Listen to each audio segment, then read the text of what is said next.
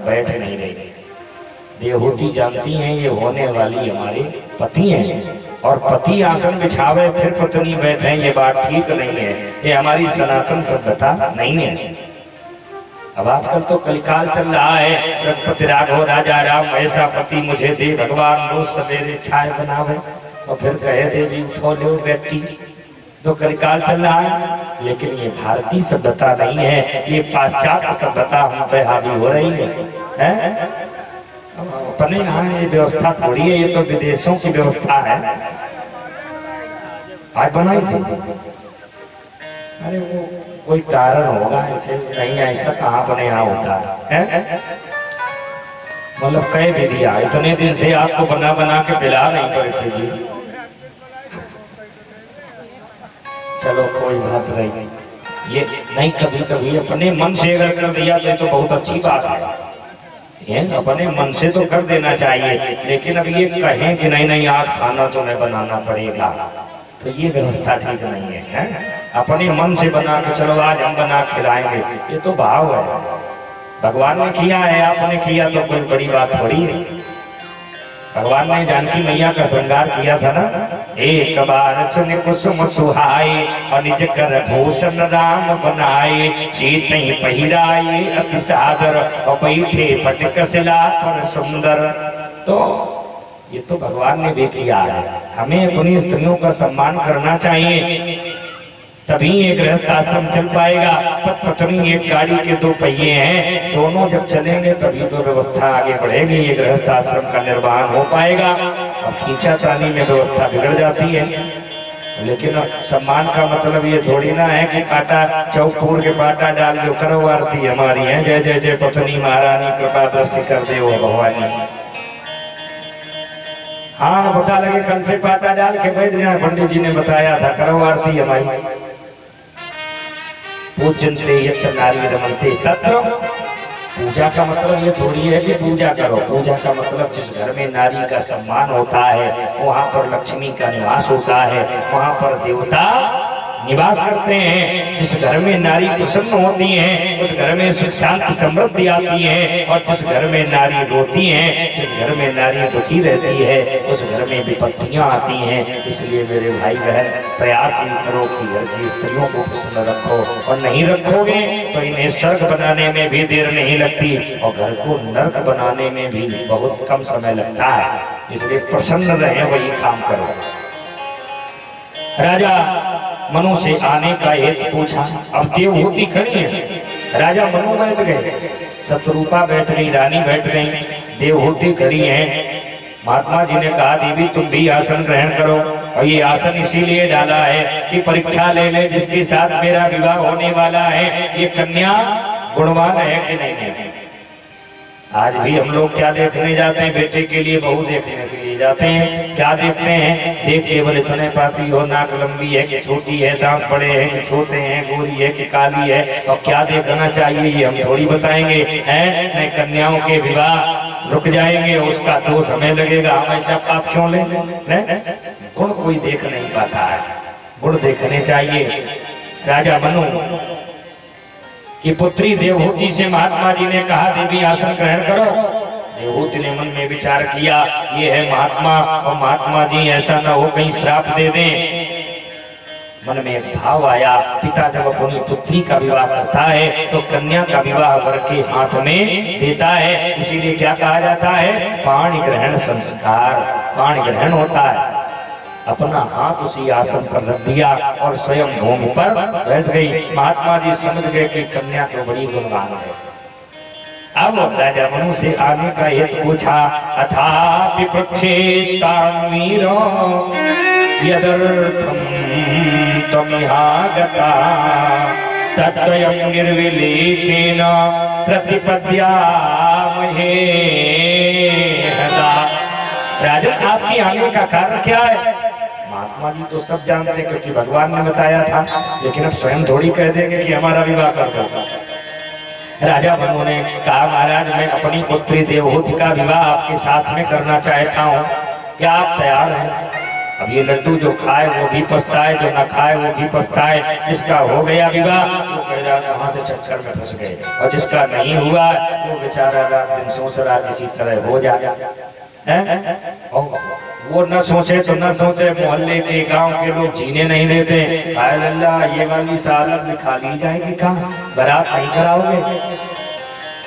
आज राजा मनु ने जब ऐसा कहा, महात्मा जी ने कहा एक शर्त है। क्या? जैसे एक पुत्र हो जाएगा मैं जंगल में साधना करने चला जाऊंगा, क्योंकि वचन दिया है ना कि सृष्टि का वर्धन करना है, और भगवान से वरदान भी मिला था कि पुत्र के रूप में मैं आऊंगा। प्यारे राजा मनु ने अपनी पुत्री देवहूति का विवाह कर्दम महात्मा के साथ में विधि विधान से कर दिया। और जिस समय कन्या का विवाह हो गया, राजा मनु ने बहुत सा दान दहेज भी दिया। विदाई का समय आया। प्रत्येक पिता धनवान हो या निर्धन हो, प्रत्येक पिता की ये इच्छा होती है, जिसकी कन्या होती है मन में विचार करता है कि मेरी पुत्री जब विवाह के योग्य हो गई तो मुझे उसके कन्यादान की व्यवस्था करनी चाहिए। अपने हाथ, अपनी कन्या के हाथ अपने हाथों से मैं पीले करूं। लोग कहते हैं तुम्हारे घर में कन्या सयानी हो गई, तुम्हें चिंता नहीं। अरे भैया, जिसके घर में बेटी सयानी होती है उस पिता को नींद नहीं आती है। यदि घर में कन्या कुंवारी हो तो भी फिर नींद नहीं आती है। घर में यदि सर्प वास करे, घर के अंदर सर्प को जाते हुए देखा हो, वापस लौटते न देखा हो, सच बताओ नींद आती है? उस दिन नींद नहीं आएगी। आप के ऊपर कर्ज बहुत हो, लेकिन कर्ज को चुकाने की व्यवस्था न बन पा रही हो, ऐसे भी व्यक्ति को नींद नहीं आती है। शरीर में बहुत बड़ा रोग लगा हो, डॉक्टरों ने बता दिया हो कि जाओ भैया थोड़े दिन सेवा कर लो इनकी, ऐसे व्यक्ति को फिर नींद नहीं आती है। लोग कहते हैं तुम्हें चिंता नहीं है, बेटी सयानी है। अरे उस पिता के हृदय से पूछो जिसके घर में बेटी सयानी होती है, जो संसार सोता है वो पिता जगता है। घर में जो कन्या जन्म लेती है तो केवल कन्या जन्म नहीं लेती है, कन्या के साथ में एक का जन्म और होता है। आंगन में जन्म होता है कन्या का, और हृदय में जन्म होता है चिंता का। कन्या का गृह में जन्म हुआ, कन्या का गृह में जन्म हुआ, पितु के उर में उपजी चिंता। जो जो बढ़ती हर जाती कन्या, त्यों त्यों बढ़ती जाती चिंता। ज्यों ज्यों बढ़ती जाती कन्या, त्यों त्यों बढ़ती जाती चिंता। बड़ी हो जाती हैं, कब बड़ी हो जाती हैं ये बेटियां पता नहीं चलता। तो और चिंता हो जाती है कहाँ कैसे विद्या अध्ययन शिक्षा दीक्षा के लिए भेजे, क्योंकि समाज के लोगों की मानसिकता बड़ी बदल चुकी है। एक पढ़ लिख करके जब सयानी हो जाती है बेटियां, एक हृदय में और चिंता हो जाती है, किसको दूंगा कैसे दूंगा, हाथ न रात सताती चिंता। कन्या का गृह में जन्म हुआ, पितु के उर में उपजी चिंता। जाने कितने दहेज के लोभियों के द्वारा निरपराध कन्याओं का वध किया जाता है, हर रोज चलाई जाती हैं, हर रोज ही मारी जाती हैं बेटियां। हम सभी को एक संकल्प लेना पड़ेगा, विवाह के लिए जिस घर में बेटी के लिए जाए, वर देखने के लिए लोग यदि ये कहें कि फला जगह से आए थे वो इतने लाख दे रहे थे, ऐसे घर में कभी अपनी बेटी का विवाह मत करना, क्योंकि वो धन के लोभी हैं। इसके आगे अगर आप दो तो विवाह करो, ऐसे घर में चाहे जितना दे दो कभी भी वहां पूरा होने वाला नहीं है।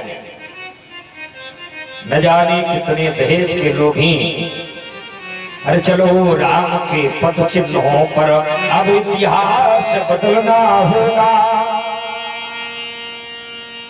राम नहीं बन सकते हो तो उनके पथ पर चलना होगा। राम नहीं बन सकते हो तो राम ने जो मार्ग बताया है उस पर तो चल सकते हो ना। चलो राम के पद चिन्हों पर अब इतिहास बदलना होगा।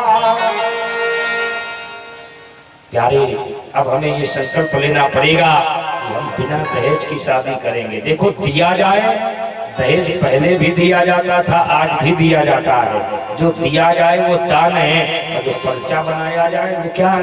वो अभिशाप है। जहाँ पर लिस्ट बनाई जाए, जहाँ पर पर्चा बनाया जाए, ऐसे घर में बेटी का विवाह कदापि मत करो, और नहीं तो तुम्हारी बेटी सुखी रहने वाली नहीं है। न जाने कितनी सूप न खाए, न जाने कितनी सूप न खाए, अपनी चाल चला करती है। कितनी मंथराएं ये घर का नाश किया करती हैं। इन सूप न खाओ मंथराओं से मिलकर हमको लड़ना होगा। और चलो राम के पद चिन्हों पर अब इतिहास बदलना होगा। चलो राम के पद चिन्हों पर अब इतिहास बदलना होगा। ये सूप न खाओ मंथराओं से मिलकर हमें लड़ना पड़ेगा। न जाने कितनी सूप न खाए मंथराएं आज भी समाज में है, समाज में समस्या बन करके खड़ी है। आज राजा मनु ने जिस समय अपनी पुत्री देवहूति का विवाह कर दिया, एक सुंदर समय आता है विवाह के बाद विदाई का। और जब विदाई का समय आता है तो चाहे जितना निष्ठुर हृदय पिता हो, चाहे निष्ठुर हृदय कितना भी व्यक्ति हो, लेकिन उसकी आंखों में आंसू आ ही जाते हैं। क्योंकि ऐसा समय होता है, एक समय उस कन्या के लिए भी बड़ी विचित्र स्थिति उत्पन्न हो जाती है। एक तरफ मिलन होता है, एक तरफ बिछोह होता है, एक तरफ संयोग होता है, एक तरफ वियोग होता है। कोई मिल भी रहा है और अपने कोई छूट भी रहे हैं। ये कैसी घड़ी आई है, मिलन है जुदाई है। ये कैसी घड़ी आई है, मिलन है जुदाई है। ये कैसी घड़ी आई है, मिलन है जुदाई है। बाबुल का घर छोड़ के बेटी पिया के घर चली,